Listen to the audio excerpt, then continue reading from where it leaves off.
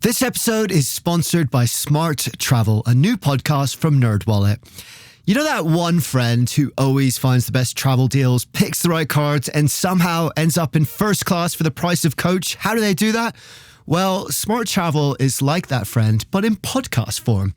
They cover all things travel finance, like which travel cards earn their keep and which are just heavy, shiny metal, and planning group trips that won't ruin your budget or your friendships.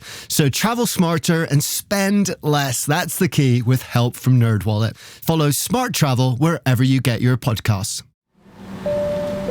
Armchair Explorer is a part of the Voyescape podcast network. Check out all of their shows from around the world at voyescape.com.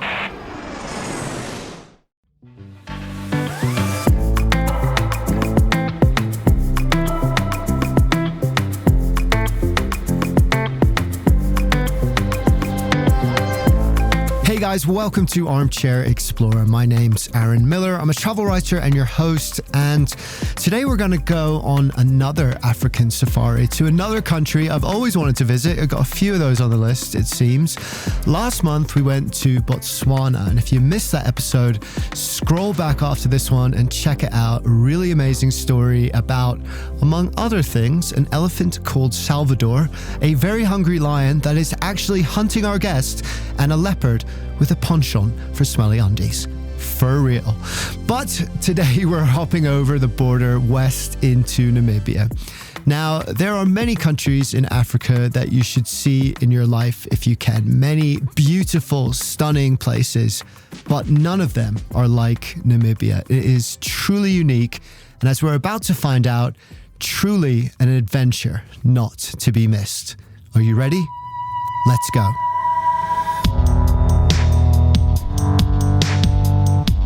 Taking us there is safari guide and author Peter Allison, who is perhaps the best man to sit around a campfire telling stories with in the world. He's got a ton of them.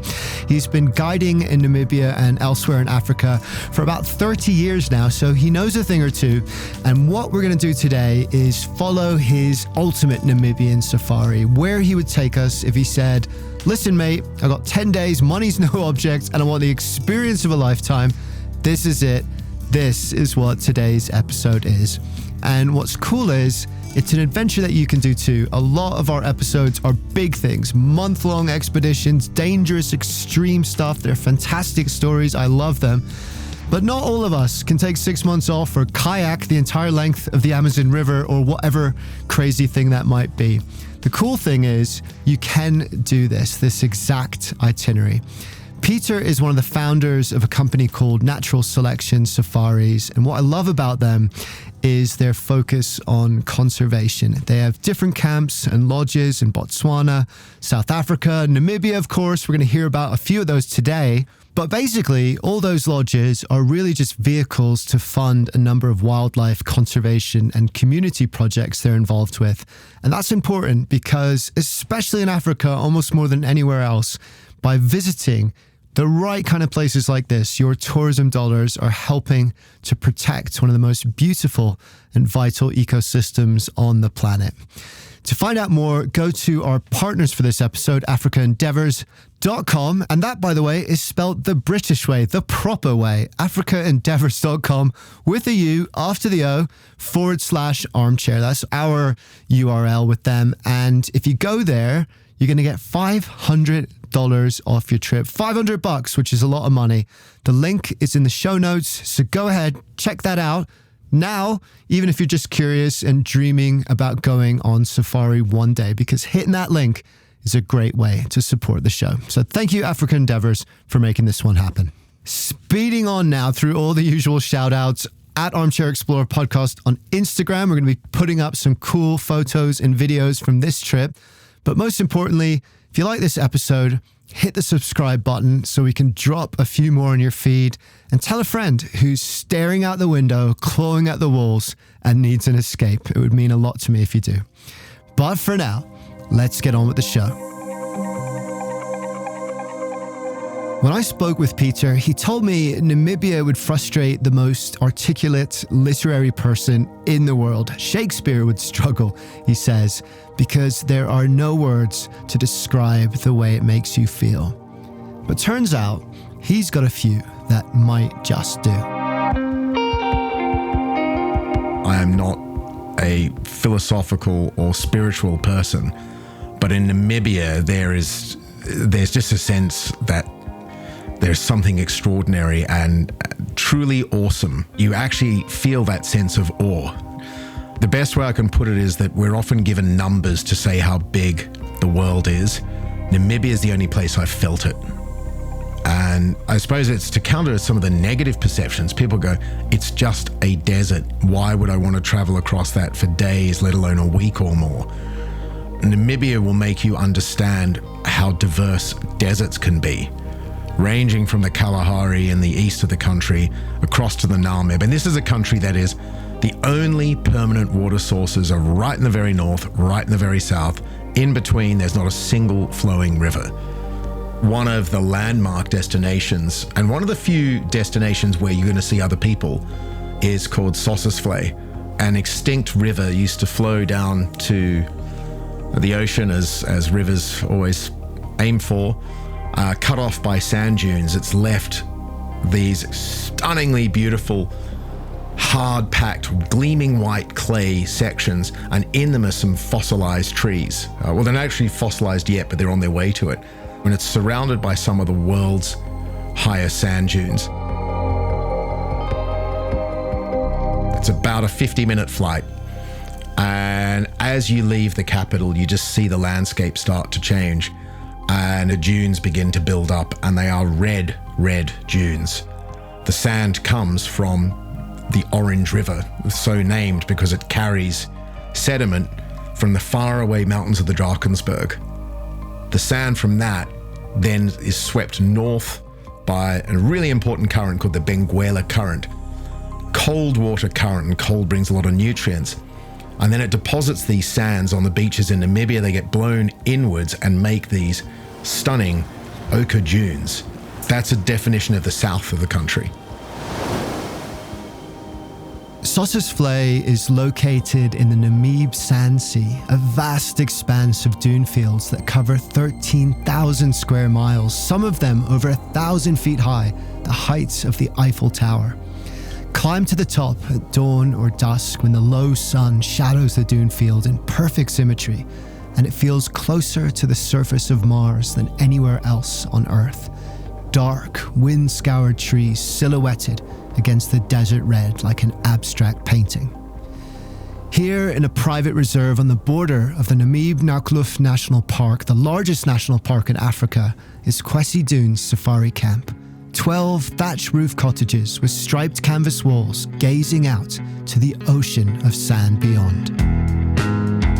Typically your first afternoon you might do something like quad biking, and one of the great advantages of these dunes is it's not that they are impossible to break. You could break them with heavy construction material, but you can go on these ATVs, and if there's a slight breeze, you look behind you and your tracks are disappearing as you watch.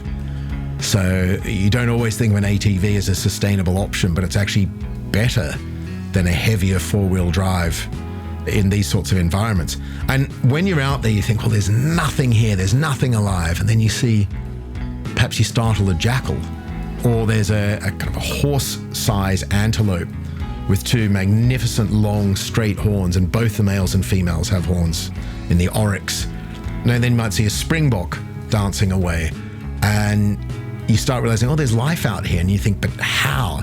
And you get out there, and once people have got the hang of it, those dunes are really almost sensual. It looks like something you want to run your hands over. And so you end out in these quads with just a huge grin on your face, and you're not doing anything wrong, which is magnificent.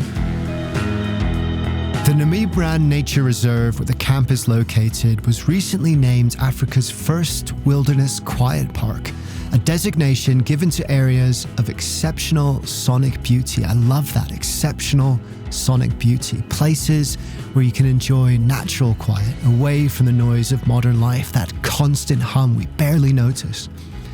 And being somewhere like that affects us. It's been proven to reduce stress, anxiety, to quiet the mind, to stop that listing and rumination of thoughts. But the reserve is home to something else too. My favorite feature in terms of the actual accommodation is to make absolute use of something called a dark sky reserve. And they are the places with the lowest industrial pollution and, just as importantly, the lowest light pollution.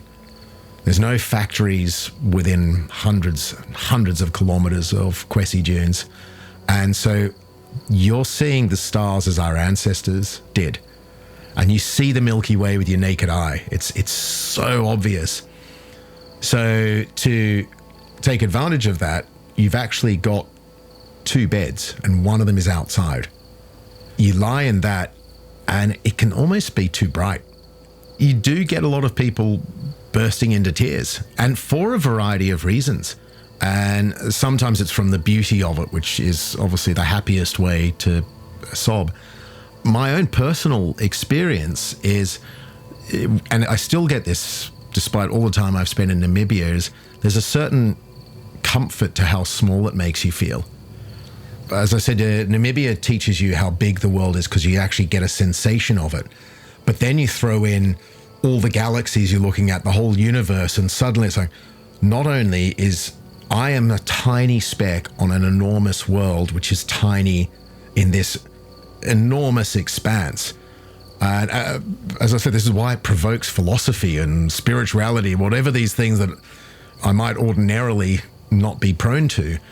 But when you're sitting looking at those stars and you've got some understanding of how far that light has traveled, how many hundreds or thousands of years ago it left that star, and you can see it all, it really does provoke a lot of reflection, and a lot of people that brings them to tears.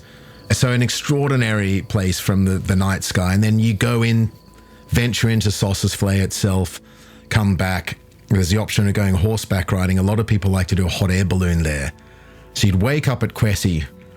If you'd move from the outside bed to the inside, you'd look out and there's the balloon being set up. And you have that, it's almost nautical. You have the clinking of the pegs and, almost like rigging, and might be still too dark for you to actually see what's going on. And then obviously you see the burners being test fired. You're given a nice warm drink. Could be tea, could be coffee, ginger tea. Ginger tea is somehow really amazing on a cold morning. And then you have that moment. Of course, as with anything, you do get a spike of adrenaline. And it's just so unlike any other form of transport that you've probably been in, because you don't have an engine or a motor. You've just got that burner almost rhythmically pulsing, and it lasts a few seconds, and then there's your silence because there's no wind noise because you're moving at the exact speed of the wind. And it's such an extraordinary place for that because you get out over those rolling dunes and it's nowhere near as intrusive on the ground. And I've flown over landscapes in a helicopter with the doors off, but you really feel like you're kind of pounding it down below, and balloons tend to drift over wildlife without them particularly registering it or reacting to it anyway. So yeah, it is a very peaceful way to get around. I don't know, it's almost like being airborne flotsam. Airborne flotsam. I've never heard hot air ballooning described like that before, but it's true in a way. There's no motor, no resistance. You are literally part of the wind, like a feather, utterly silent and still, interrupted only by sudden roars of fire. From the Kwesi Dunes, we board a plane and fly north to the remote Hwaneb River Valley, home of the Himba people. If the fog allows, you fly up the coast, and the Namibian coastline is very treacherous, and it's claimed, I don't know how many ships over the years, going back hundreds of years. And you fly over some of the bigger shipwrecks like the Edward Bolen, and they're more modern shipwrecks, which is why you get to see them. The older ones have rusted away or rotted away, the old timber ones. And you fly over this very dramatic coastline where there are places that the sand dunes come right to the ocean. There's not a lot of spots on Earth you can see that. And from there, you cut inland a little, and you'll see again the landscape changing from these high dunes to more rocky, slightly more vegetated. And then you land in an area very, very different. You're still in the desert, but you're also in a place which is quite remarkable because it's where three tribes meet: the Damara people, the Herero, and the Himbas. And each one of those is fascinating in its own right and amazing people to meet. And a lot of people come and unfortunately it drives some of the interactions where it becomes almost a retail experience rather than a cultural experience. Coming from the airstrip through to Juanib Valley Camp, you'll pass Himbas, and there's the chance to actually stop and with your guide who knows the people. A lot of our guides are actually Himbas themselves or Hereros, and the language is near identical. If you actually start asking, what are you out here doing today? You know, why are you here with some cows and I can't see a blade of grass? That's actually where you have the more meaningful interactions. And again, the idea of a safari being about wildlife, you start to think, well, this is actually learning about my own life because I can contrast it to something, my own home because I can contrast it here. And the Himbas to this day, the women in particular, still dress traditionally. You might see them and thought that they've rushed to a hut to dress up for tourists. It's not actually true. They still wear a little leather apron around their waist. They have some metal beadwork on their ankles and wrists. And if they've been able to trade for it, they have a conch shell that sits on a necklace between their breasts. And what's amazing about that is that that's described from when the first Europeans met Himbas, who live by the Atlantic Ocean, and conch shells are not there. So there must have been trade routes through to the Indian Ocean, and the reason these are so valued is they would have been incredibly rare. And you start thinking, well, whose history was that? Who was carrying these shells all the way knowing that the Himbas would value them? I don't believe we've got an answer to that. So much of Africa's history is unwritten. It doesn't mean it has no history just because it wasn't written down. The Himba and Herero people have walked the sands of northern Namibia for at least the last 6,000 years. They are one of the last semi-nomadic populations in West Africa, pastoralists who count their wealth by heads of cattle. And they're known for their beauty too. The women cover their hair and body in an ochre paste which glows gold in the sun. The fact of their continued survival here in one of the harshest deserts on Earth is testament to their deep ancestral knowledge of the land. Drop me in the Okavango Delta, Peter says, Botswana's lush and fertile wetland, and I could survive forever. Here, I wouldn't last a week. Peter's been lucky to have had many incredible experiences with the Himba and Herero people over the years. Many of them work at the camp. It's actually a joint project with the local community. But perhaps the most special moment of all was when he took one of the tribal members to see the ocean. This sounds like the start of a bad joke in poor taste, but I was with my friend Chris, who has one arm, and his dog Tia, who has one eye. And along the way, we collected a deaf Himba man. And it was just, like I said, this really, I swear, this is not in poor taste. And we basically, the camp was flooded. There were crocodiles in the kitchen. And so it's extraordinary. You're buttered by desert and there's crocodiles. They find water, they'll find a way to live there. And while there, the dog Tia, the one-eyed dog, got bitten by a brown hyena. So then we're in a race, and Joro, the deaf Himba, who's never been to formal school, but works in the safari camp, he just kept arriving, and through his own sign language, basically just said he wanted to work. And he's a very respected staff member. He does a lot of great stuff. And he'd indicated that he wanted to come with us. And we later on realized he just wanted to come to the next village. And we drove past it, but he didn't give us any indication. We kept going. And we ended up all the way down at the Skeleton Coast. By then, we'd figured out he wanted to be back at his village, so we had to make a plan to get him back. But I got to watch somebody who lives in one of the driest places on Earth see the ocean for the first time. And sometimes the best experiences are to observe somebody else's reaction. The revelation, the fear, the concern, the excitement, the jubilation. And he has a strange, almost hissing laugh. And then he eventually got to that. We just looked at it and he couldn't stop laughing at this body of water. And this man that saw a river that is never wide enough for you not to see the other side and to shout to people on the other bank.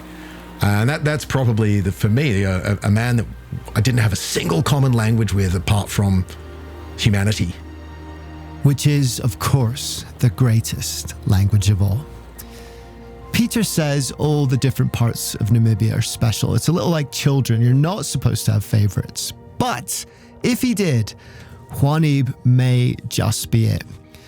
The most famous destinations in Namibia where most people go are Sossusvlei, where we've just been, and Etosha, where we're not going today, but you should when you visit. It's one of the best places in the country for wildlife viewing. Those, he says, are like the bread of a sandwich. You can't have a sandwich without them. You need them. But it's what's in the middle that's the excitement, the flavor of it. And that is the Juanib Valley. For it is not just home to the Damara, Herero, and Himba people. It's also home to some of the rarest wildlife on Earth. Juanib Valley Camp is perhaps the best camouflage in Africa outside of a chameleon or leopard. And it sits in a little valley, otherwise the name would be rubbish. And as many times as I've been there, I've got to be really close to it before I spot the camp, and I'm always embarrassed when I finally see it because you've been driving towards it for some time. And it's got this stretched canvas roof, and it really just blends in with the mountains around it. So you have a sense of the epic when you're there. It's quite open out in front, and you do get some wildlife passing by, the oryx and springbok, the occasional giraffe. Elephants will often come by the camp, and they're again, everything there's at a low density. But just as if you're in Antarctica, every living thing you see is a miracle. Similarly there, if you watch an elephant walk through, it's just, how do you sustain that immensity in such scarcity? And it's an extraordinary place to see a single elephant, and yet you'll see small herds of them. You can rhino track in a lot of places, but what you're tracking here are the last rhinoceros on Earth that live outside a protected area. They're not in a national park, they're not in a reserve. These are the last rhinos on the planet living where they've lived for generations and not hemmed off from humanity, and they tend not to be in the riverbeds like the other wildlife. They know where the springs are. There's natural springs out there, and they often eat a plant unique to Namibia, Euphorbia damarensis, and it has a milky latex, which if we ate that latex, we would go through an unpleasant cycle of vomiting and then crapping ourselves to death. If you burn it on a fire, just inhaling the smoke, same result. The black rhino eats it and has a way of digesting it, but it does seem to have a narcotic effect. So these are basically dope-smoking behemoths. Quite often when you find them, they're just collapsed onto this plant that's drugged them, and they're just there allowing it to go through their system. These stoner rhinos who are just so far removed, they have been impacted by poaching, but it's so far out, geography is their bodyguard. But they are still under threat. Peter's company, Natural Selection, works with the Save the Rhino Trust here. It's actually one of the key purposes of the Juanib Valley Camp to help fund the protection of these animals and other endangered species of the valley. So when you track them here, you're not just going on safari, you're helping to protect this last free-roaming crash of rhinos. You wake up well before sunrise, maybe an hour before sunrise. You want to get moving before it's hot, before the tracks have been covered by the wind that picks up as the sun rises, and you start looking for tracks. But you're doing it in a place where sometimes it's a gravel plain, and gravel's not an easy place to find tracks. And again, you get to marvel at this ancient human skill set that we lose the moment we're in cities and suburbs. Then you get to watch these highly skilled practitioners of the ancient art. And quite often, because it's so fragile, this landscape, you don't drive along the tracks. In fact, all the time. You might sometimes stop and get out and walk a bit just to see if there's direction shift. These people know the landscape, and they will say, it's heading that way, but there's a spring straight east. I bet it's going to change direction. Trying to get into a ditch for a little bit of shelter. and it's going to head to that spring, and you go ahead. Sure enough, there's tracks at the spring. It's like, oh, it was here. And it's you've got a mystery unfolding in front of you. And the day we did it, it took over 12 hours to find the rhino. It could be an hour, could be 3. That day was a particularly long one, but it was so immensely satisfying. That was how I saw my first ever black rhinoceros. Hey guys, Aaron here, jumping in with my ad voice for a little shout out for Africa Endeavors. They help sponsor this episode, which is awesome. I really appreciate it because I really wanted to do a story about a bucket list destination like Namibia, somewhere all of us, especially now I'm sure, are dreaming of going to one day. But rather than it be a huge expedition style adventure that probably is out of reach for most of us, I wanted to do a story about a trip that we can do. And that's the cool thing. You could literally do this exact one, this itinerary, staying at all of Peter's camps and lodges, tracking rhinos, sleeping under the stars, ATVing, floating like airborne flotsam, and lots more just about to come up. And you can do that by going to africaendeavors.com/armchair. That's endeavors with the superfluous British U after the O, by the way, endeavors. And if you do, you're going to get $500 off your next trip. Now, look, it's a big trip. I get it. You're probably not going to go and book it on a whim, though it would be awesome if you did. Full-on travel respect. But just by going there and checking it out, having a little surf around, maybe dropping Peter and his crew a line, you're going to bag that $500 when you do decide to go. And you're going to help me out too, because the more people that go there and check it out, the more amazing African adventures like this we're going to get to go on. So head over to Africa Endeavors with the U after the O, donit.com/armchair to find out more.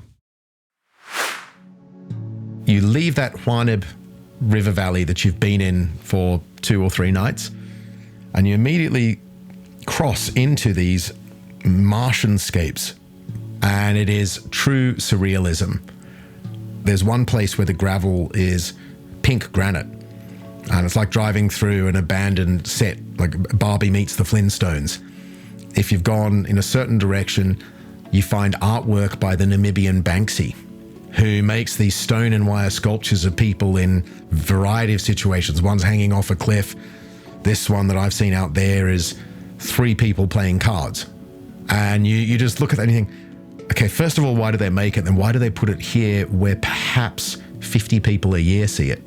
If that. And the guides, I think just for their own interest, often vary the route. There's certain tracks. You might pass by a spring. You're in the absolute no, it's desolate. You really feel you've landed on another planet. And then there'll be 50 springbok huddled around a patch of water the size of a shoebox, taking their turns to drink. And then you carry on and you drop into the Hwaraseb River Valley, and everything changes yet again. It's initially similar to the Hwanib that you left, but then the sides begin to close in and you have rocky canyons on the northern side and steep dunes on the southern, and you're driving down a canyon. And in the right season, there's quicksand in there.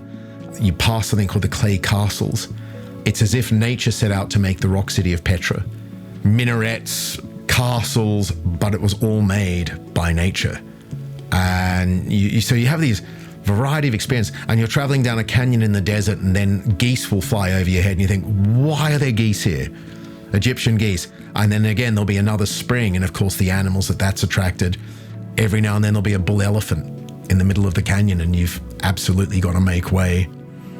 We're still struggling to find a word for it. It's an experience in and of itself, and it's the one time I absolutely say, go along the ground, don't fly that one. The drive from Hwanib Valley takes a full day, crossing into the Skeleton Coast National Park, a more than 300 miles stretch of treacherous sand and desolate, haunting beauty. It is one of the most untamed and inhospitable places on Earth, but oddly, perhaps, one of the most spectacular too. There's a phrase Peter talks about, a way of describing how Namibia makes you feel. He calls it the luxury of nothingness. And nowhere is it more evident than the Skeleton Coast, where the Atlantic Ocean crashes against a sea of sand on the edge of the Namib Desert. It's the oldest desert on Earth. The Sahara is something like 10, 20, 30,000 years old. It's a baby. The Namib has been a desert for 14 million years. So because it's been a desert for so long, the grains of sands have rolled and tumbled and rolled and tumbled until they're all the same. They're all spherical and the same size and shape. So if you think you poured basketballs and then into a tank, and then tennis balls and then golf balls, they'd all kind of fill the spaces. With this, it's like marbles. And so when you walk over them, they squeak and groan and hum, and the dunes sing. And you're just walking, you vroom, vroom, vroom, and you can change the pitch by hitting heavily or having your overweight friend on the other side. You can make a little tune. And again, so this is where the surrealism comes in. And people think, what are we going to do out there? Is be a child. Grab a board. We just have waxed plywood. Slide down the dunes. Why wouldn't you? You can't hurt that desert, and you can't hurt yourself. It's the world's biggest sand pit. But one of the great things is you drive up the coast and you understand why it's called the Skeleton Coast. There's whale skeletons there from when they used to commercially whale and just toss the carcasses overboard. There's seal skeletons. There's a lot of Cape fur seals up and down the coast. Every now and then you'll find something like a brown hyena or a blackback jackal slowly mummifying on the shore. You could even find human bones. Odds are if you do, they're going to be 100 or hundreds of years old. This is probably as far as you can go as a tourist in southern Africa away from other humans. And yet, in the center of it all is Shipwreck Lodge, the only accommodation in the national park, actually, and perhaps one of the most unique places to stay in the world. From a distance, it looks like a tall-mast ship was washed ashore and scattered into pieces. When you get closer, you'll see that each section of the ship is actually a cabin half buried in the encroaching sand, broken spars reaching for the sky, but a warm fireplace inside, handcrafted furniture beautifully carved by local artists, windows gazing across the desert to the ocean beyond. Many years ago, I actually lived in the Skeleton Coast when there was a different property there. There was a gap about a decade where you could not stay or visit it as a tourist. I used to drop people one by one. I'd just take a thumb suck as to who could cope with the longest by themselves. And for most people, they've never been that truly alone. I'd just drive off until they were a speck, drop the next person. But just the idea of just sitting and the ocean's crashing, there's dunes behind you, the beach combing that people start to do. And when you get back, it's like, look what I found. And they're so excited because this is also pre-mobile phone. But what I would suggest these days is don't have your phone. Don't have something that tells you the time. Leave your watch behind. And it's always interesting to ask people how long they were left for. And how some people feel it was a matter of moments and others feel that we're afraid that you'd forgotten them and somehow collected everybody else but not them. And it's just take away those measures of time. And if you do it in the afternoon, it does get a slightly ominous sense because I've mentioned how dry it is, and yet there is life. And that's because almost every evening there's a fog that rolls in off the ocean, and that fog comes as a solid bank. It looks like something from a science fiction film. And as it heads towards the coast, if you're sitting there and you've been left alone by a safari guide, you think, did he fall asleep? Did he change his mind about coming back? And it's only when they hear the rumble of the diesel, they get, so, and again, I'd have a few times people running towards me. Here I am, hands waving. It's like, I got you. You are the only thing here. But there's so many places to explore. You could spend a week there. There's a mountain made of agate worth seeing. There's a shipwreck from World War II with an amazing story. The Dunedin Star is the ship. And that, I'm staggered it's never been made into a major movie. Women and children fleeing the Blitz. Their ship got wrecked on a rock reef. They could see the beach, but they couldn't get to it. The various rescue missions, trucks, planes, all getting stuck themselves. A tugboat getting stuck on the very same reef trying to rescue them. A Ventura bomber landing on the beach and pegging into the sand. All these people now stranded. And the story goes on, and the best place to hear it is by the grave of a man called Matthias Huaraseb, who was one of the rescuers. And if you do want to hear it, well, you'll have to go yourself. Peter won't spoil the ending here. But for us, we have reached the end of our trip. We'll fly back to Windhoek, the capital, perhaps, or onto the lions of Etosha or the reed-filled channels of the Linyati wetlands. The adventure is yours to choose. But wherever you go, what you'll find is something ethereal, something hard to pin down, hard to articulate, but unmistakably there. They call it the luxury of nothingness. I think so often, certainly from a tourism perspective, or maybe in all of our life, in the cars we buy and the houses we try to appoint, luxury is about things. It's about objects and stuff, art, leather, whatever it might be. But the true luxury of it all is once you get outside and you see the world as it might have been thousands of years ago, and you get a sense of nothingness, you get a sense of timelessness, and perhaps it makes you realize all of those things you crave back at home. And whether it's a sports car, whether it's a watch, a painting, a new coat, whatever those things might be, and it's not flippant, it's not to denigrate any of those things, but it's just how impermanent they are. You get such a sense of it there as just, we are so fleeting in history. And you can either embrace that and take comfort.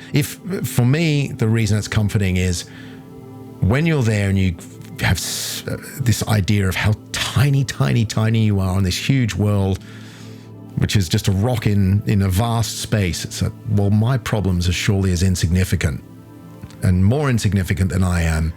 And it's just a perspective giver. That's what I take from it. And there's 1,000 different ways to interpret your feelings out there, but I've never had somewhere provoke it like Namibia. The luxury of nothingness is not empty. It is rich and filled with something hidden in our daily lives, something obscured, but deeply part of us. You'll find it in the highest dunes in the world and a sea of sand.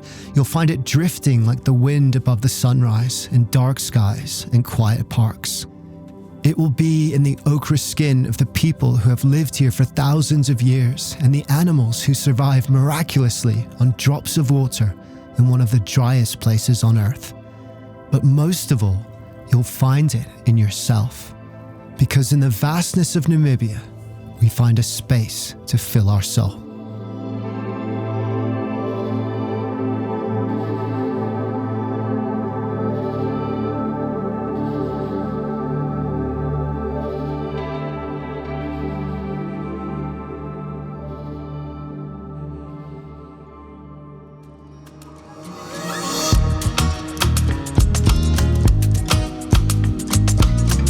Thank you, Peter. Thank you for taking us on another amazing African adventure. If you missed his Botswana episode, scroll back and check that out. We put it out last month and it's another great one.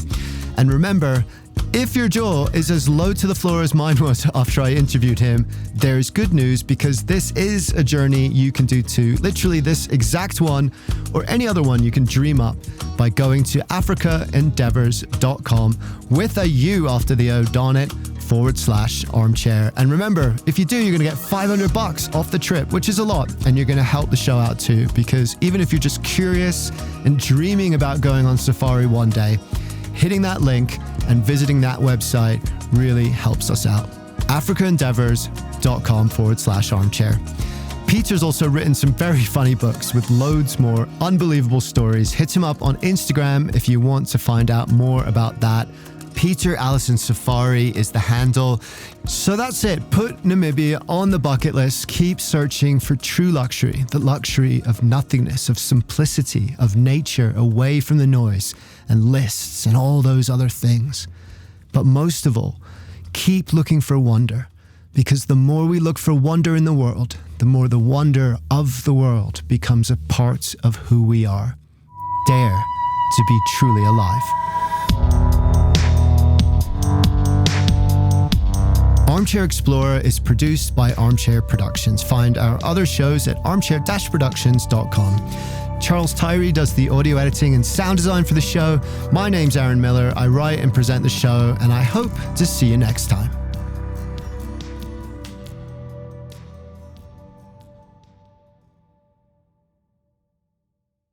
Quick question. Do you want travel tips from people who have actually been there? Our show is co-hosted by Tim Johnson, an award-winning travel journalist who's been to more than 145 countries around the world. And I'm David Brody, the other co-host who's been travel podcasting for 20 years while traveling to 50-plus countries around the world. In about 10 or 20 minutes per show, we break down a destination with the kind of insight you usually only get from long guidebooks or hours of research. So if you want expert advice, zero fluff, and travel inspiration that you can actually use, search for Travel in 10 wherever you listen to podcasts, or you can also find us at voyescape.com. Hi, I'm Pauline Fromer, host of the Fromer's Travel Podcast. We post new episodes weekly, detailing the kinds of money-saving tips and cultural insights that will make your trips richer without making you significantly poorer. We do so by interviewing real travel experts like TV host Samantha Brown, Fromer's authors from around the globe, and such public figures as Free Solo's Alex Honnold. It's a fun travel party. I hope you can join us.